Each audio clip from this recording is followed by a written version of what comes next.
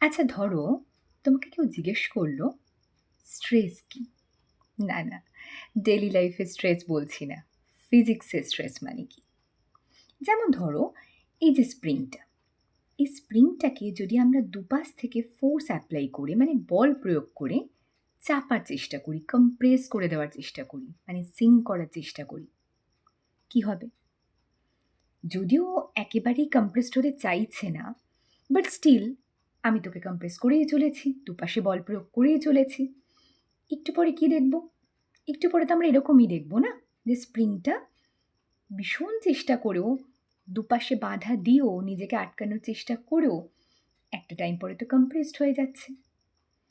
এবং যেহেতু ওর মধ্যে এই বাধা দেওয়ার ক্ষমতাটা রয়েছে, যাকে আমরা ইনার্শিয়া বলি, জাড্য ধর্ম বলি, জড়তা ধর্ম বলি, ও কিন্তু সাইমালটেনিয়াসলি আমার দেওয়া বাধার যে ফোর্সটা, তাকে ওভারকাম করার জন্য নিজের ভিতরে আমার দেওয়া ফোর্সের উল্টো দিকে একটা রেজিস্টিভ ফোর্স দেবে, বাধা দেওয়ার চেষ্টা করবে যে না, আমি কম্প্রেস হব না, আমি কম্প্রেসড হতে চাই না, তাই তো?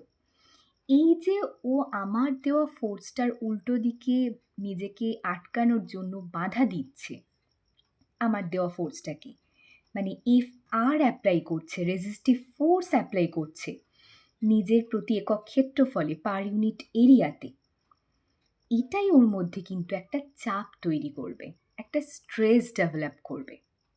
কেমন? তার মানে সিম্পল, স্ট্রেস মানে হচ্ছে প্রেশার, চাপ। আরও অ্যাপ্রোপ্রিয়েটলি বললে রেজিস্টিভ ফোর্স বাই এরিয়া। ওই যে যে বাধা দিচ্ছে ফোর্সটা, সেটা ওর পার ইউনিট এরিয়াতে যে চাপটা বা প্রেশারটা তৈরি করছে, ওটাই স্ট্রেস। কেমন?